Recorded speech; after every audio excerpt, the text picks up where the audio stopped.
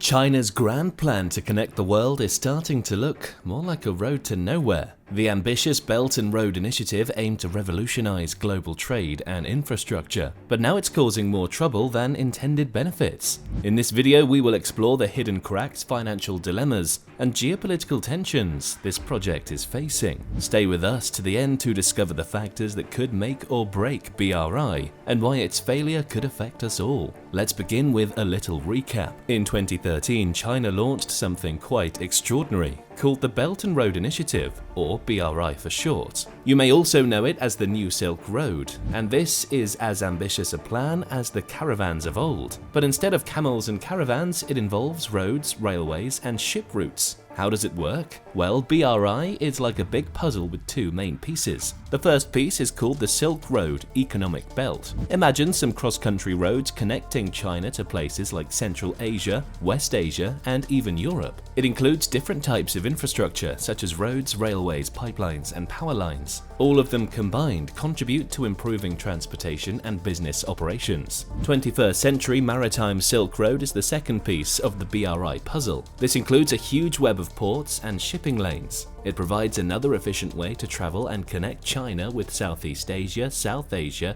Africa, and Europe across the oceans. As you see, it's about more than just roads and railways. It involves connecting more than 150 countries and regions in Asia, Europe, Africa, Oceania, and Latin America. It's about cooperation, trade, and building friendships between countries. A vision to bring the world closer together, as the ancient Silk Road once was. And BRI has been making some waves. The China-Pakistan Economic Corridor, or CPEC for short, was no small project. It was a massive $62 billion plan that built highways, railroads, power plants, and industrial estates. Another success came in Indonesia. Before BRI stepped in, the journey between Jakarta and Bandung took over 3 hours. But now people can make that journey in just 40 minutes. It's all thanks to the Jakarta-Bandung high-speed railway. As a joint effort between China and Indonesia, it is a promise of new jobs and bustling cities. Now, have you ever dreamed of exploring Africa? Built by China, the Addis Ababa-Djibouti Railway could be your ticket. This is the first transnational electrified railway on the continent. It connects the heart of Ethiopia with the bustling port of Djibouti. Just think about the goods flowing, people leaving, and costs falling. But we all know that every great initiative faces obstacles along the way, and the Belt and Road Initiative is no different. Although it is central to China's plans to connect with the world, there are many challenges and concerns along the way. And with all the challenges, there seems to be a risk of failure.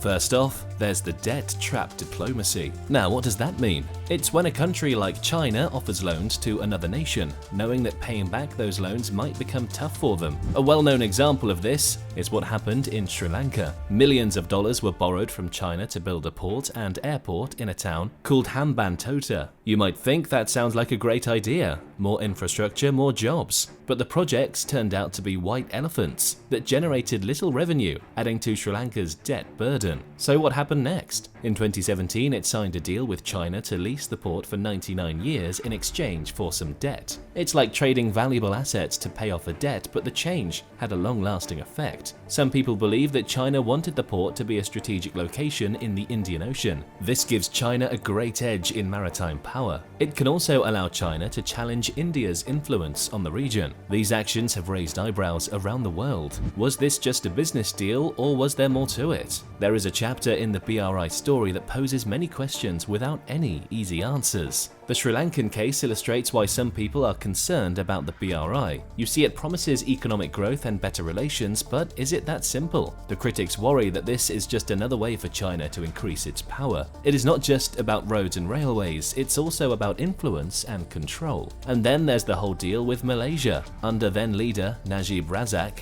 Malaysia wrote several agreements with China. One such deal that stands out is the $20 billion railroad project. Now, this was no ordinary project. Many people thought it was much too expensive and honestly not even necessary. Najib Razak's government ended and he faced allegations of corruption. Enter Malaysia's new leader, Mahathir Mohamad, who closely watched the deal with China. And then he decided to hit the pause button on some of these projects and reconsidered the terms of others. It was all about cutting costs and ensuring that Malaysian locals locals were more involved. Mahathir's decision raised some important questions. According to him, China's actions reminded him of neo-colonialism. He warned countries to be careful of accepting loans or investments from powerful neighboring nations. And just like Malaysia, not all countries have welcomed these initiatives. Take the example of Myanmar. Myanmar, with its lush landscapes, was once the place his BRI wanted to make its mark. But here the situation was different. Local groups and some ethnic minorities were not exactly thrilled. They were worried about what if these projects made their existing problems worse. For example, there was an important dam project, the Myastan Dam. It looked promising but had to stop in 2011. Why? Well, people protested because they cared about nature. Then, there was the Kiak Piu Port Project, which was changed slightly in 2018. The reason? Concerns about too much borrowing, and it faced oppositions from the communities in its path over the China-Myanmar Economic Corridor. And then we have Nepal. The story of Nepal, nestled in the Himalayas, is a mixture of its own politics under the watchful eye of its big neighbor, India. In 2017, Nepal and China signed a BRI agreement, but things have not gone as smoothly as hoped. There has been a delay. Some blame political changes, others point to India, because India and Nepal have become like old friends, and India is a bit uncomfortable seeing China trying to ally itself with Nepal. So India wondered, why not help Nepal develop? And that's what they offered. Now let's talk about the other side of the coin. When the BRI made waves, others watched and thought they can do something like that too. And so several initiatives began to emerge. Remember the G7, those powerful countries that often gather to discuss global issues? In June 2021, together they announced something called the Build Back Better World Initiative, or B3W for short. Their goal is to collect a lot of money to assist with climate change, health, technology, and gender equality. The idea is to do all this while taking good care of the environment, keeping debts under control, and respecting the rights of workers. Sounds great, doesn't it? But it's still in its early stages, and getting everyone to agree and find funding isn't as easy as it sounds. Then there is the European Union, or the EU,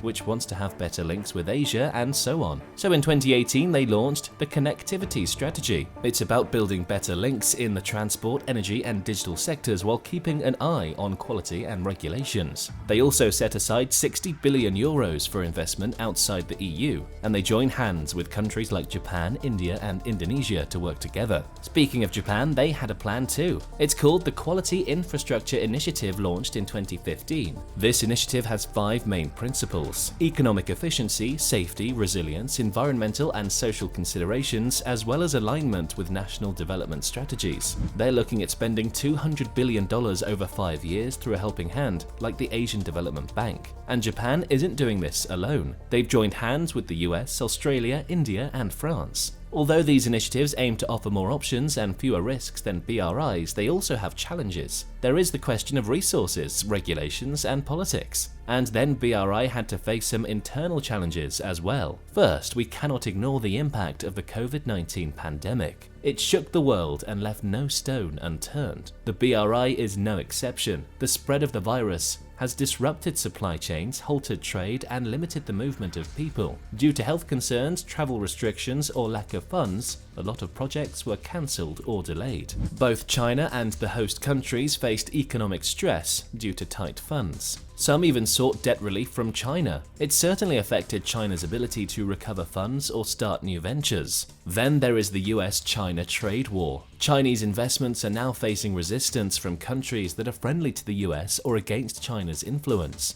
And the war has hurt China's export earnings and foreign reserves, which are essential to financing the BRI. Currently, the Sino-American rivalry is heating up. This could lead to more political battles over the BRI in places like Asia, the Pacific, Africa, and Europe. Then there is another problem at the domestic level, which is China's domestic debt crisis. With a debt to GDP ratio of more than 280%, one of the highest in the world, China is going through a difficult phase. Local governments and state-owned companies that are a part of BRI projects are the ones holding a large part of this debt. The crisis has increased the risk of economic collapse, which could damage China's reputation as a lender and investor. As a result, China needs to be careful by imposing stricter standards and finding new ways to finance its projects. Last but not least, there has been a regulatory crackdown in China. Among the targeted sectors are those important for BRI, such as technology, education, and finance. The reasons for these actions vary from national security to fighting corruption,